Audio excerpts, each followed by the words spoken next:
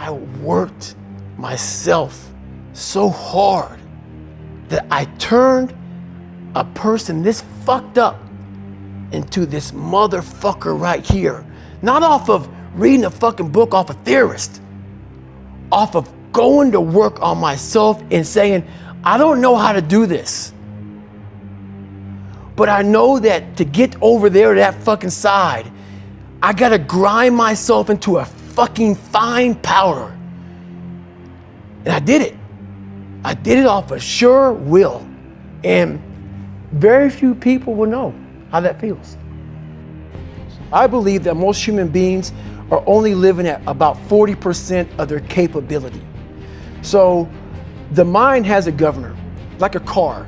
If you're driving a car and the car has a governor on it, the car may say 130 miles an hour, but the governor is set for 91. Once that governor sets in, you get to 91, that car starts doing this. The car wants to go. The car wants to go, but that fucking factory said, we're not going past 91. We have a factory, a nice governor in our brain, and it's a survival mechanism. It protects us from pain and suffering. The second we feel that shit, our mind says, oh no, this isn't fun. We should back off. We should sit down, find something more comfortable. And there's something about the mind. The mind has the tactical advantage over you at all times. At all times of your life, the mind has a tactical advantage over you. Why is that? It knows what you're afraid of. It knows your insecurities. It knows your deep, dark lies. And it starts to push you away from that shit. It pushes you in a direction that is comfortable. The mind controls everything. So what I realized was that when I was growing up and I was 300 pounds and I got all fat and I got all insecure, I realized that my mind kept taking me in this direction. When things got uncomfortable for me, when I was facing my insecurities, I was facing my fears, my mind said, oh no, we have the tactical advantage. We need to get you, separate you from this feeling over here. Life's all about feelings. We want the happy feeling. We don't want that feeling of this sucks. Why am I here? And you don't have any, so you can't answer those questions, so you leave. I started realizing that if in that moment you can answer those fucked up questions and you are now in charge of your brain versus your brain ruling you, that's where all that stuff comes from. So the 40% rule is all of that. You get to 40%, your brain says, we're done. Let's roll, man. This is starting to get painful. This is uncomfortable. So you sit down. And once you start giving yourself more and more hope and start realizing, okay, the mind starts to be, okay, what are you doing? We're supposed to be going right and you're going left. You start then controlling your mind. Start finding more in yourself, and then it goes from 40% to a lot further than that. But that's the start of it though. Get to the spot where your mind is saying stop. Wherever that is, you gotta get there first, and then that's when that shit starts to work for you. You gotta control yourself in that moment. How you address it is you face it. You face it every day. You face it every single day of your life, where you say, okay, like if you're fat and you need to lose weight, it's patience. It's patience in this fact of accepting who you are right now. I'm fat, I don't like myself. Accepting the fact that if you lose 3 or 4 pounds, that's a huge accomplishment. You have to live in your own fucking world. If you're not real and raw with who the fuck you are, nothing's gonna change.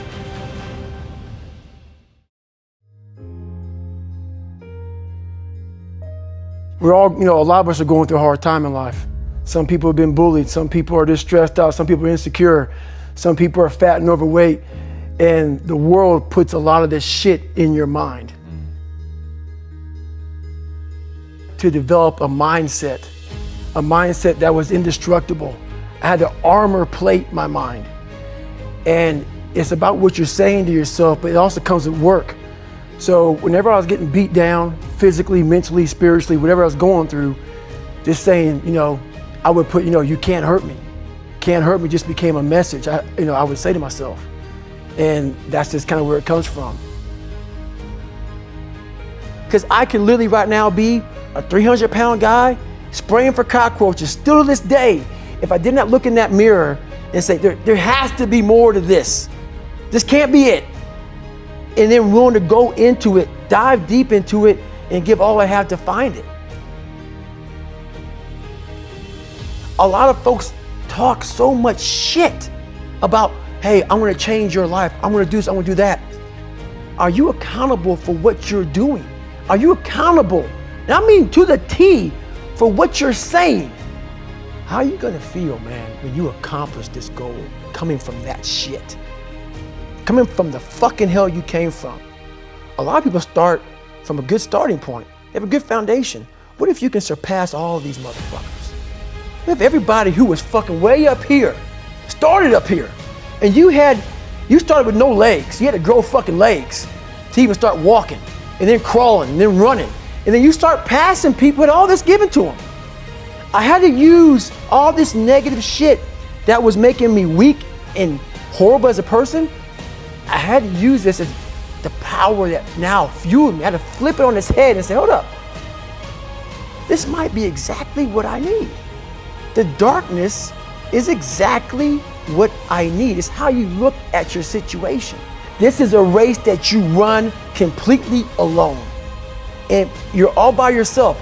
I had tons of sticky notes all over my mirror. It wasn't like be better than John or be as fast as whoever. Okay, David, yesterday you did this. Today, our next goal for the week is this. People love putting a label on me about, my God, man, you're just wired different. I'm not fucking wired different, dude.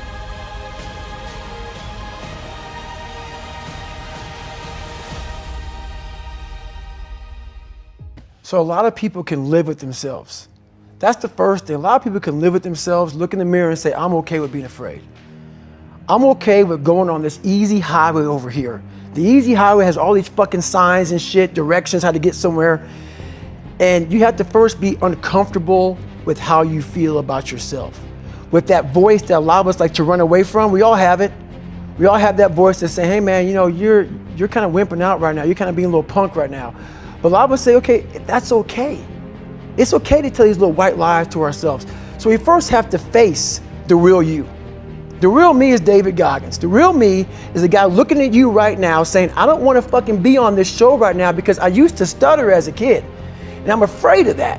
I'm afraid that here in a second, I'm going to start fucking stammering and stuttering and the whole world's going to know that I have all these issues. But that's when I see right now, okay, Goggins, you got to go on this fucking show. That's Goggins. Goggins is saying, okay, David Goggins, you're a punk. Life made you this way. We can't live like this. We can't live in fear. We can't live in judgment. We can't be afraid of what the fuck people right now are looking at me saying about me. We cannot be afraid of that. But you have to be David Goggins and say, man, I'm afraid of this. I'm fucked up here. Life made me this way here. I stutter. I have these issues with reading and writing, and I'm fat and I'm insecure. You have to face that in that dark room. In that dark room is who you are. But in that dark room is where you have to create another human being that walks out of that dark room to face who you are. Every day, like you said, I'm in search for a feeling. I'm not in search for a trophy. I'm not in search for love. I'm not in search for more followers on Instagram or social media. When I started this journey years ago, and I realized that I'm going to be somebody, and I'm searching for a feeling of true victory for myself, and only myself. The second I shut out the whole world and realized that one thing, that I am in this world alone. I'm fighting this race by myself. Yeah, I'm all about people, I'm all about team, I'm all about that shit. But I'm really all about right now and in my life, just like you said, no one knows the real truth about me, how hard I really go. I don't care if anybody knows. I don't want anybody to know. I'm an introvert. I live an introverted life. And I love that about me. That right there is my fuel. Is I know that there's really no one out there grinding like me. And if they are, so be it. If I know about you, I'll make sure that I up my game. The most important conversation you will ever have in your fucking life is the one you have with yourself. You wake up with it, you walk around with it, you go to bed with it. Eventually, you're going to act on it.